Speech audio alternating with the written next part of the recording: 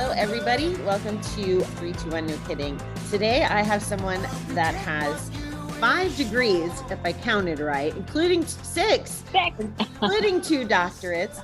So, Dr. Eerica Steele, welcome to the shows. Awesome. Thank you so much for having me today. Your energy is infectious just through the screen. So I'm so excited about this. And I'm sorry for counting wrong. Oh, it's okay. And I'm working on a 7th, but who's counting? Wow. It takes a special kind of brain to do academic, especially with some of the topics of your degrees. Like it's not an easy feat. So congratulations to you. And you still look like you're a teenager. So I don't know how I'm like 22, you know. Perfect. I know, exactly. Just celebrated. So the reason I have you on both shows is because would you mind repeating what you told me before we press record about your mission? Because I think that'll speak to. Yeah, I mean, my mission really is to motivate, educate, inspire people, right? And especially in this day and age, people are struggling from all different vantage points, all different socioeconomic standings, all different backgrounds, all different continents, right? And so I really just want to be that beacon of light, hope, and truth for people to just shine out and go, oh, look, over there, over there. So really it's to draw people in and allow people the opportunity to be able to transform and heal themselves and their lives and in their case. And then, you know, this dumpster fire called a world that we're living in right now will hopefully heal itself.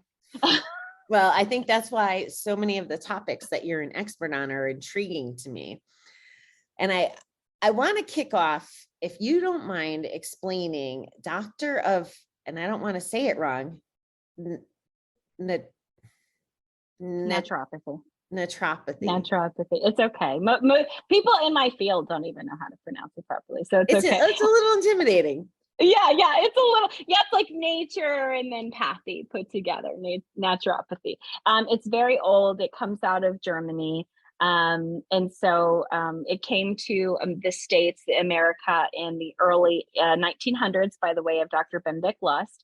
And really it's nature cure. So it's using, you know, all natural substances to help heal the body because we believe that the body can heal itself if it's given the right environment. And our job is to educate, motivate, and inspire people to not only prevent disease, but also to be able to reverse and stabilize a disease process within the body. Completely natural, especially with all the synthetics that are being bombarded in our system all the time with the environment. It's really important to maintain that homeostasis by using naturally occurring substances. So thank you. Thanks for explaining that. And it's pretty scary. I saw a TikTok video this week that there was plastic in chicken McNuggets. That was like beyond scary. Yeah, I watched a thing this morning. I didn't watch it. I read it. So Subway just got into a little bit of a rift because their tuna was tested and it doesn't actually contain, they couldn't find tuna in it. So just for those, you know, tuna sandwich lovers out there, you may want to kind of look at that. Oh my goodness. But it's fine. You'll be fine. Well, part of my excitement about this is I would imagine there's different levels of embracing this concept, right? Of staying away from synthetic. And some of it's probably comfort. Like I know a couple of the things I'm still guilty of. Like I would love to have a toxin-free body, right? Like that would be optimal, but I don't. I make bad choices and don't want to give up some things. But let's pretend, and I don't know why this is coming to me to ask it this way, but let's pretend there's like, and maybe you can tell me if you see different buckets of people, like those who are just learning, those that are experts, those are curious. Like, can you dive into that a little? Yeah, we're all on our evolutionary journey, right? So each and every one of us, we're in our own level of spiritual, mental, emotional, and physical awakening, right? Because we've all been trained to not trust our bodies, not trust ourselves, to give our power and authority over to another human being or an entity or a government or whoever. And so a lot of us are very conflicted, right? a lot of us get scared if we have a fever. We're like, oh my gosh, now I need to go do all the Tylenol, not realizing the fever is actually a form of the immune system. It's burning off, viruses and other pathogens that the body may have.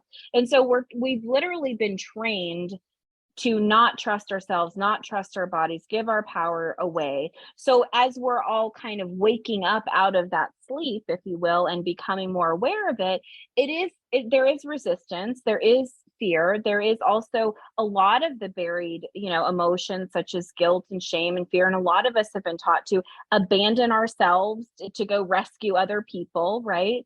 And so as, I'm a holistic doctor. So even though I'm a naturopathic doctor, the reason I have all those degrees is because I'm treating people on multiple levels, right? So I'm working with people on a physical level. So if they have a diagnosis or a symptom, or they're trying to prevent something, or they have a health goal, but then also environment, right? So, do they have healthy relationships? Do they have healthy boundaries? Do they hate their spouse? Do they hate their boss? Are they doing what they love, right? And then the mental aspects, right? So the conscious mind, the subconscious mind, the limiting beliefs, the thoughts that are persistent, then the emotional aspects, the, being shut down and not dealing with emotions. And then the spirituality and the attunement. I'm trusting myself. I'm trusting my higher power. I'm living in alignment. And then even ancestral trauma, which is passed down through the DNA, which I work to scientifically prove those things. There've been some studies done, but I continue to expand that. And so understanding the impact of also those behavioral patterns and those lifestyle patterns that have been passed down on and on and on and on. So yeah, so to say that I do a lot, I do, but it's because I treat humans. And I don't know if you have realized this, but humans are complex. Like they're not, if it was just like I started in the beginning, because that's how we're trained. You run a lab, you give a pill, you run a lab, you give a pill, but the pills weren't working. And no matter what diet you gave people, like they would not do it, would not, be compliant, if you will. And so instead of me shaming and blaming my patients, I said, what's going on? What's the breakdown? What's the resistance? Why are they sabotaging themselves? And that's how I kind of kept going in that discovery and trying to understand why. Thank you. I have so many directions I want to go. Okay. But the word I wrote down when you were speaking, because this is interesting to me with all the Black Lives Matter and all the conversation, the ancestral. Yeah. And for me personally, up until working on mental, spiritual, physical, and emotional at the same time, I'm going to admit something really horrible here, but I was like, all that stuff happened before the people who are talking about it even lived. But I didn't have the holistic view, right? So I was ignorant, and it wasn't deliberate ignorance, which I'm embarrassed to admit it, quite honestly. But I almost wonder, I'm thinking about it the right way, I think. Yes, totally. I'm wondering, is it that way with addiction too? Like, is that part of? Yes, addiction is very much part of an ancestral pattern, right? And that's how I kind of stumbled upon it. So I'm like a child of the universe. I'm my mother is African, Native American. My father's Scottish, Irish, English, and also Native American.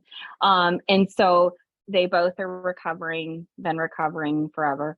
And so my mother's line really dealt with the trauma, and my father's line too. They both dealt with it, but more so my mother's line, their line really dealt with the trauma of slavery and all of that, and genocide, really with either mental illness, right? So I'm just going to check out and go to my fairy place, or there's a history of schizophrenia in my family, or long line of drug and alcohol addiction, right? And so that's another way of checking out. It's just a form of disassociation. But even when I went into, let's say, my father's English line, right? Like the English line, like they don't see anything. It's kind of that classic, like I don't see color, right? And I'm going to admit something too as well. So being raised by diverse parents, right? Growing up in white spaces, like I grew up in, upper middle class, suburban America. Like I was one of two mixed kids in my whole school. Like I didn't even realize I had a color until 5th grade, right? Like it wasn't even a thing. And so when the whole thing happened, I was like, what do you mean? All lives matter. I don't understand. Right. And it wasn't until I dated some men that were Black that I was like, oh my, like I dated one guy from Louisiana and like he was like around my age and like he didn't have books because of his color. And I was like, what? Like what? So we don't even realize, right, unless we've had that exposure. And so what I have learned is that's like our privilege. Like when we have all these innate privileges that we didn't even like, I have a privilege of having parents that were highly educated, like multi-degreed, graduate level, my parents, like you just go to college. Like that's not a non-negotiable. What do you mean you don't go to college? You know what I'm saying? Like I could never. And then when my daughter, wanted to go to trade school, I mean, I almost lost my mind. I was like, oh my God, what do you mean? But it's because I had the privilege of understanding what that's like. And a lot of people, unfortunately, don't have those privileges.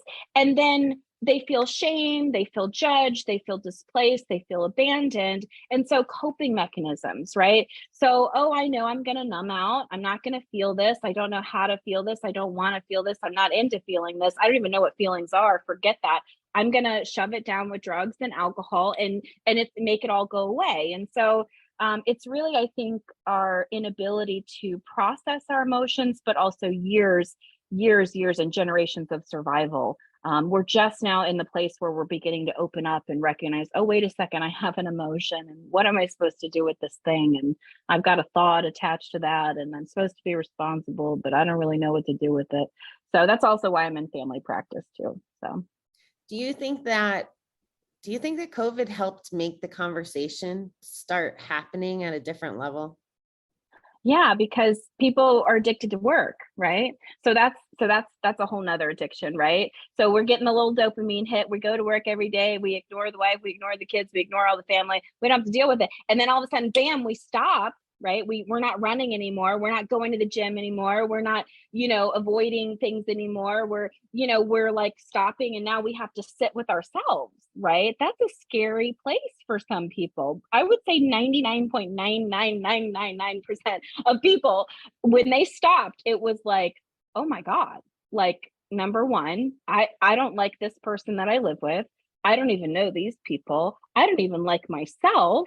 Like remember like Uber, would you could actually get alcohol Uber to your house. Like, there was antidepressant commercials on television. If your antidepressant isn't working, try an additional boost bar. I mean, that really lets us know how our inability, but mostly, and it's really important for people to understand, right? None of us were taught about our emotions, about our thoughts. I'm in family practice and I teach parents, right, who are in our age group, the tools that we didn't get, right? Teaching them how to, okay, so this is what we do. We acknowledge our emotions.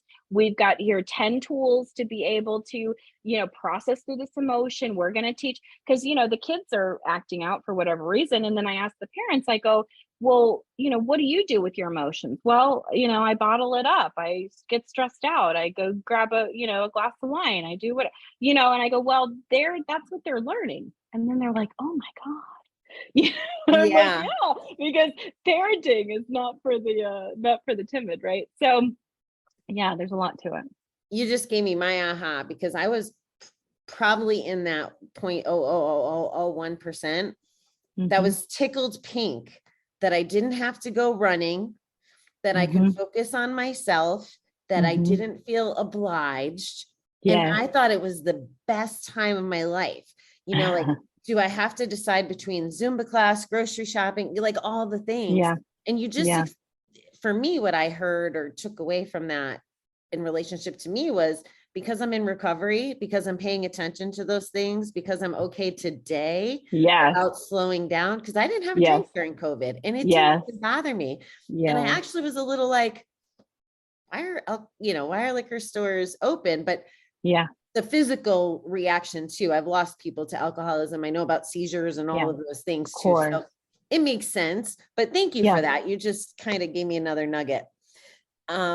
So since we're on the topic of children in this parenting, this, I guess, goes back to the emotional health, right? Like they don't know what they don't know. Nobody knows what they don't know. Correct. it's almost like the solution is have an open mind and get educated. Like, Yeah. Yeah. It's almost that simple, it sounds like. Yeah, for sure. But where I was going with this was the children, to me, like I told you, I wanted to talk about sugar as an addiction. And I have a girlfriend who is she won't even eat at a restaurant. Like she makes her food to travel overnight. She's very au naturel. Yeah. And she told me a story one time about her child and the reaction to candy with the dyes in it and stuff. Yeah. So can you talk about that a little, about not just kids, but sugar addiction? How does that look in the family dynamic? Of course. So sugar in and of itself, when a person has sugar addiction, there's a few drivers for that, right? So sugar mimics dopamine in the brain, right? Dopamine's your happy chemical, right? It's that like at a girl that you get, right? So every time you eat sugar, you actually mimic that dopamine. And there's some people that have genetic predispositions to that. So there's different genetic variants called, like one is COMT, one is DHFR. It's not important for you to remember the names, but it is important to understand what it does. And so when you have some of these genetic variants, your body actually needs, your brain anyway, needs more dopamine, right? So if you're a type A driven personality, somebody that likes education a lot and works and does all the things, right? Then your brain is going to like that dopamine response, right? And then also inversely, right? If you're more of on a depressive state and you're more kind of ho hum and, you're like that, what is it? That one character. Exactly. You're more of like an Eeyore kind of, you're more on the serotonin end, right? And so they actually play off of each other. So you can go really up, and then crash down, right? And up, and crash down. And really it's the neurotransmitters. And that's what got me into genetics and methyl genetics, because I wanted to understand why some people were like up and down, up and down, up and down. I wanted to understand ADD, ADHD, all that kind of stuff. So the nervous system, when it's not stable, it's very sensitive. Okay. The nervous system in general is very sensitive. It responds to stimulus you give it. So let's say you give it a food dye, right? Food dyes are very neurotoxic, and a lot of candies have food dyes in them, right? So it reacts into the system and then it creates an inflammatory response. And so if you have an inflammatory response and then you keep feeding it sugar, it also overworks the liver. Heavy metal toxicity is running through the liver. Then it's creating a mess. It's creating yeast and candida, things like that. And then that actually physiologically is driving the craving. So not only does the brain want more of it, but also the imbalance of bacteria as well as the yeast in the digestive system, because of an overtoxic liver, is now kind of feeding the beast. And you're just feeling like you're kind of a victim to circumstance. There is a physiological thing going on. And if you don't block those things, you will keep going back again and again, because unfortunately, willpower will only take you so far. You can definitely will yourself into these things. And I'm not saying you can't, it's kind of like one of those things, like if you come off of it, you can't do any of it. Like it's not one of you can't do like a little bit of sugar. Like it's either all or nothing, right? And that's just because the brain loves it. There are certain substances my brain loves. And if I'm anywhere like literally 20-mile radius of it, I'm like, I'm out of here. Goodbye. Because I know how my brain gets, right? And so I think just knowing yourself and knowing how your body works, is so critical. Like my former husband, right? Whatever, could do anything but alcohol. His brain loved acetylcholine. That's what alcohol does to the brain. It manufactures acetylcholine. It creates that chemical process. So you can actually mimic these things in the brain supplementally, because your brain actually does need them and they're depleted. So that's what's creating some of the drivers, and that's what's creating some of the addictive physiological. Now there's the emotional piece, but on the physical level, that's what's happening with the system. So hopefully that makes sense. It made a lot of sense for sure. And just to define, just to be clear, I should have actually done this in reverse, but when we're talking about sugar in this lens, we're talking about like pure sugar. We're not necessarily talking about fruits that generate sugar, right? So we're talking about, high glycemic sugars can also do that. So like your, pineapples, your, what's another one? Your citrus fruits, things like that, but also your simple carbohydrates, right? So your breads, your pastas, your rices, all the similarism, because it's glucose, your body's going to process it the same.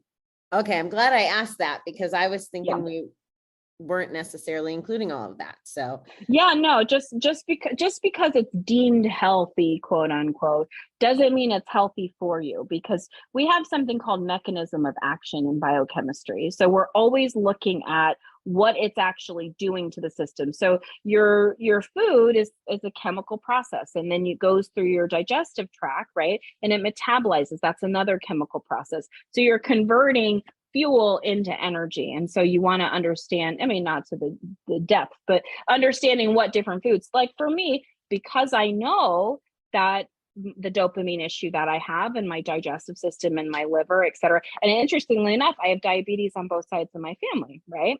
So sugar, no, no, no, right? And so if I didn't know that, if I just like, if I just had a whole bunch of sugar, if I drank red wine all the time, or if I,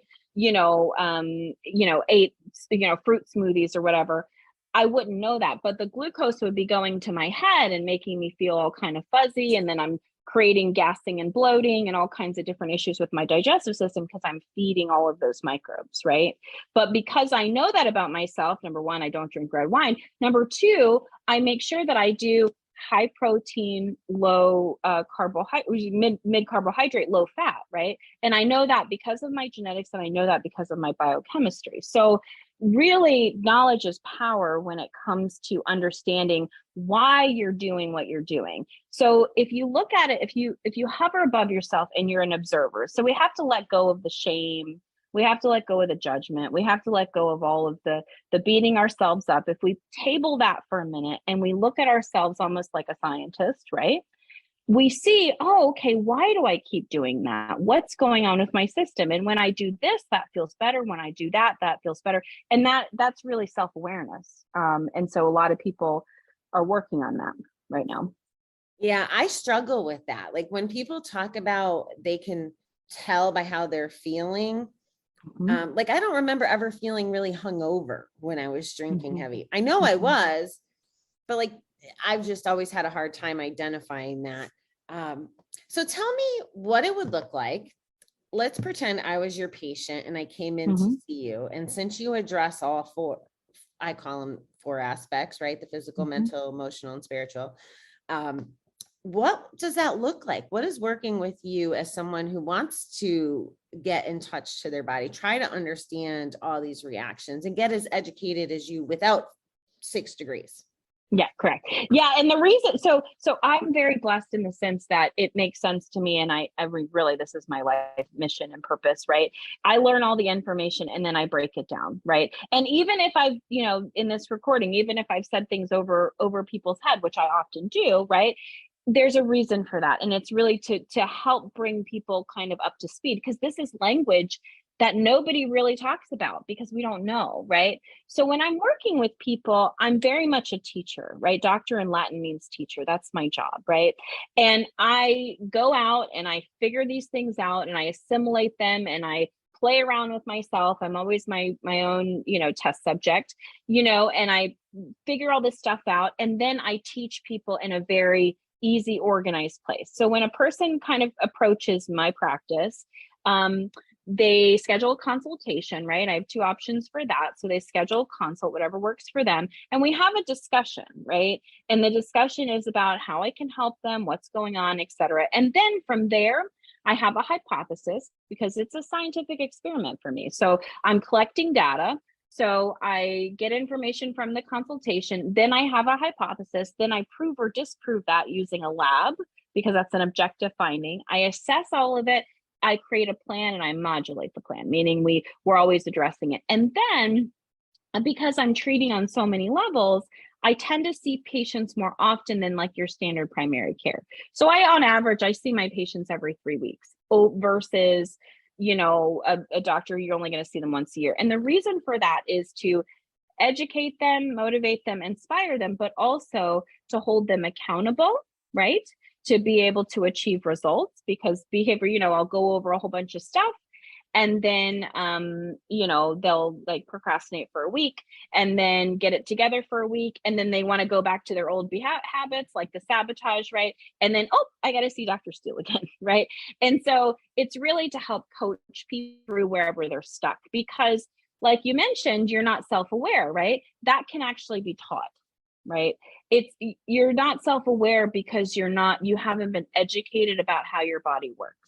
So when I slow things down, right, and I teach you step by step from the beginning, I teach you basic biochemistry, I teach you protein, fats, and carbs, what they're for. I teach you what that means, how to digest them, how to know you're digesting them well. We take all this data, we take over 350, 500 data points on every patient. So I can show you, through the data, okay, this and that and this and that, and this is what we're looking at, and this is what we're looking at. And then over time you learn. So my patients flash forward, they stay with me for a minimum of 6 months to a year, depending on the case.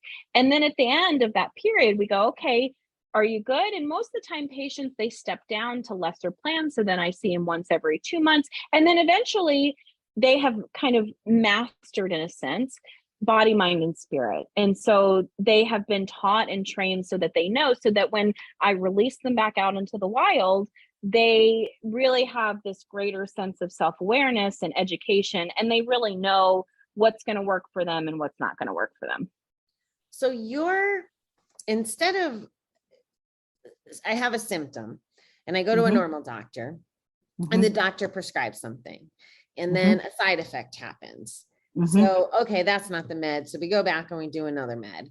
And we probably get a bonus med for the side effect, right? Yay! I love it. Bonus med. So in your scenario, it's trial and error, like that premise, but it's tapping into different maybe foods or different how we address emotions. Like, so it's a different,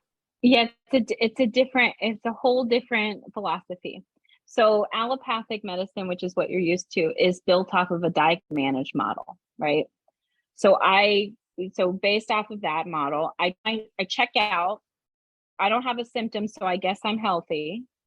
And all of a sudden I develop a symptom out of nowhere. And then I go and rush into the doctor and I give my power away. Doctor, please help me, please help me, please help me. And the doctor goes, I can help you. Here's a drug. And then that's the whole cycle, right? That's not what I do.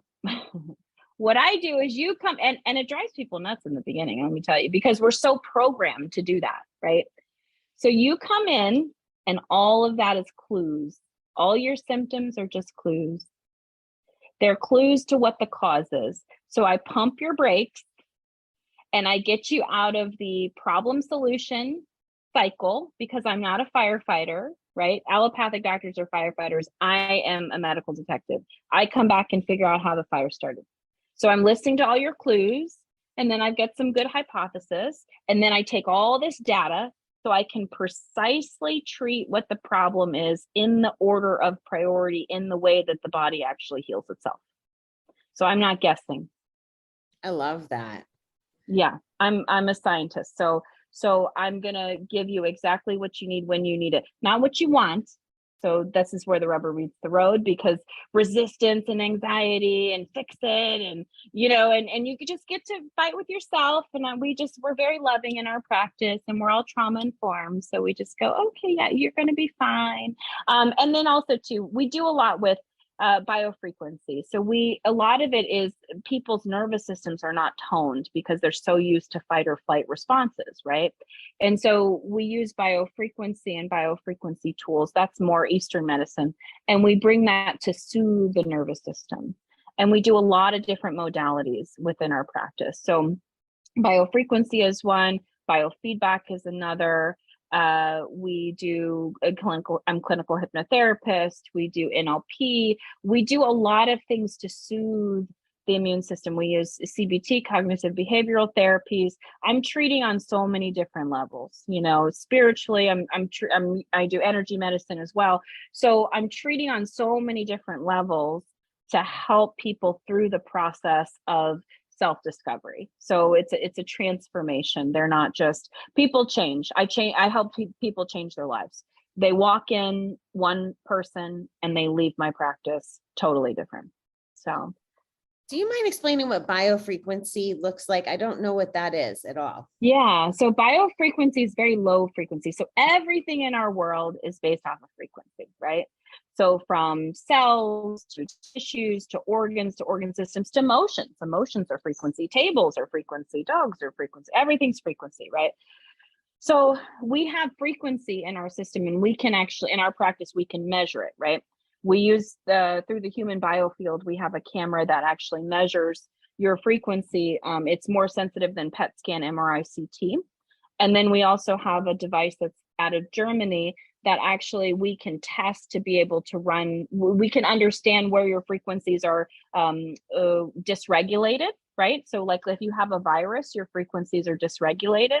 And then we can send frequency to neutralize that particular dysregulation, or we can remove it. So let's say if you have a toxic agent in your system, let's say you have like, mercury in your system or whatever, that's highly toxic. We can actually destabilize that frequency through frequency. And then we can then go in biochemically and, give your body, let's say, glutathione, which is an antioxidant, or vitamin C or ALA, and then bind it out of the system. So I use biofrequency kind of as a way to open up those pathways, right? Because it's very subtle. And then I'll use biochemistry on top of it to be able to get the body to do what it needs to do. Are you talking about the same frequency when they say high frequencies are like gratitude, authenticity, Yes. love? Yes, Okay. yes. And also, this is the same principle that acupuncture is built off of. Interesting. I'm going to have to get an acupuncture person on here. I haven't done that yet. Totally. Yeah. So acupuncture is built off the meridian system, right? So you have like, I think 12, 14 meridians within the body, 12. And then I think there's 2 like governing ones. And so you have these meridian lines, which is just energy that runs through it, but blockages in energy, blockages in chi, which chi is energy, can create disease. And it gets blocked through emotions, through toxins, through pathogens, whatever, right? And so if we unblock those meridians, now the body's actually, we're just all circuitry, we're all energy. That's why, you jump on, you go, oh my gosh, your energy is contagious, right? You're like Joe Dispenza. You're where the science and the spirituality come together.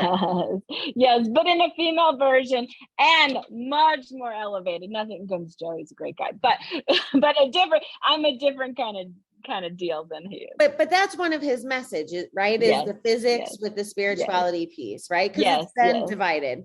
Correct. Yes. So when I grew up, okay, so my mother was in medicine, right? And I grew up running around labs, right? So I ran around, I was in organic chemistry classes as a young girl, and my mother did cancer research for NIH. So I ran around lots of labs.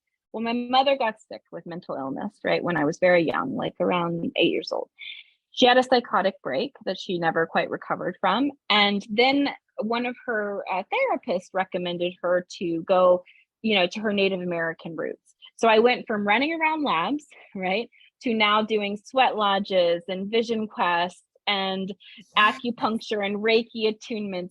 So I grew up learning that there was a science that you could prove or disprove, but then there was a faith-based healing that you couldn't prove or disprove, but it worked. And so my job, my mission is to merge the two and make sure that it makes sense, especially to the Western world.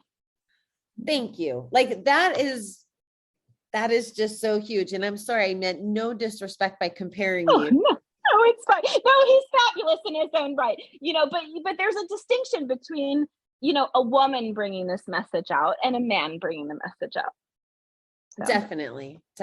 Yeah. Wow. Okay. Like that was such a mind-blowing aha for me. I can tell. So does all this stuff, do your clients have to be in your area, like geographically? No, I treat patients all over the world. Yeah.